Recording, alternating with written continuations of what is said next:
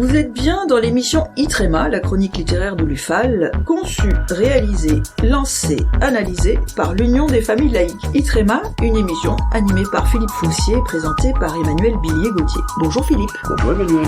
Aujourd'hui, au menu de cette 15e édition déjà, un livre de Frédéric Pottier intitulé « La matrice de la haine ». Alors, Frédéric Pottier est l'ancien délégué interministériel à la lutte contre le racisme, l'antisémitisme et la haine anti-LGBT, DILCRA. Il vient d'achever ses fonctions il y a quelques semaines. Et il plaide dans ce petit livre, paru il y a déjà quelques mois, La matrice de la haine, en faveur d'une république forte et généreuse pour endiguer l'intolérance. Praticien de l'action publique, l'auteur ne néglige pas pour autant la réflexion qui, elle-même, découle de convictions solides. Sa boussole, ce sont les idéaux des Lumières, au centre desquels il place l'universalisme. Il le définit d'abord comme renvoyant à l'idée d'une unité du genre humain dépassant les spécificités culturelles, catégorielles, tout comme une philosophie, je cite, ayant pour finalité d'accorder à tous les citoyens des droits reposant sur des principes commun. C'est dans la constatation de ces idéaux que naissent et prospèrent c'est dans la contestation, de ces idéaux que naissent et prospèrent le racisme et ses préjugés. Et Frédéric Pottier nous dit, à l'opposé des principes d'universalisme républicain et de citoyenneté, se développent les visions communautaristes de la société qui portent en elles le danger d'une fragmentation à l'infini de la société, tout en enfermant les individus dans une identité essentialisée. Fin de citation. Concernant le terme islamophobie véhiculé par les courants intégristes ou parfois même des naïfs, il réplique « Il ne faut pas être dupe de la volonté de certaines associations communautaristes de profiter des moments de tension pour affaiblir la laïcité ou contester le droit au blasphème. Je préfère, dit-il, utiliser la notion de haine à l'égard des musulmans, comme le fait d'ailleurs également la Commission européenne. » En évoquant la cyber-haine, Frédéric Pottier observe que le numérique a donné un second souffle à des mouvements plus ou moins structurés, chassés des espaces médiatiques traditionnels en raison de leurs discours extrémistes. En effet, des courants qui autrefois s'adressaient à quelques centaines ou quelques milliers d'individus fanatisés peuvent désormais disposer d'un impact potentiel sur des millions de personnes.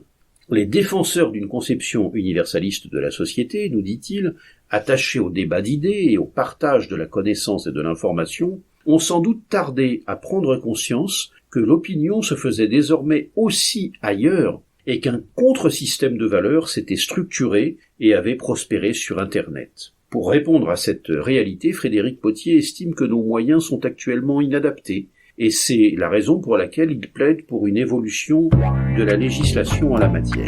Itrema, la chronique littéraire de l'UFAL, l'Union des familles laïques.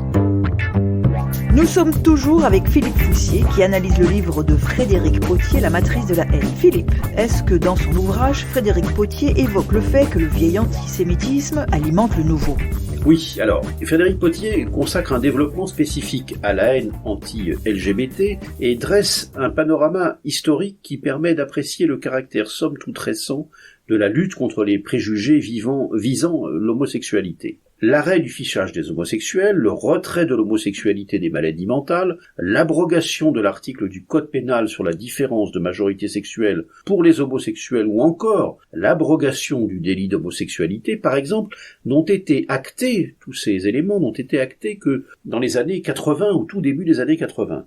Et d'ailleurs, si on a pu croire à un moment en France que la haine contre les personnes LGBT reculait, démonstration est hélas faite qu'elle semble dorénavant en hausse, probablement partiellement corrélée d'ailleurs à la montée de l'intégrisme religieux. Et en effet, pour reprendre votre interpellation, on lira avec intérêt la manière dont le préfet Frédéric Pottier s'est insurgé en 2018 contre la commémoration prévue de Charles Maurras, soulignant comment le vieil antisémitisme alimente le nouveau et comment les haines d'aujourd'hui vont puiser dans des croyances anciennes. Convaincantes aussi ces réflexions, celles de Frédéric Pottier, sur l'urbanisation du monde, en référence aux dirigeants hongrois. Il suggère de prendre les discours de ces derniers au pied de la lettre, notamment quand il prône un nouvel ordre constitutionnel sur la base de fondements nationaux et chrétiens.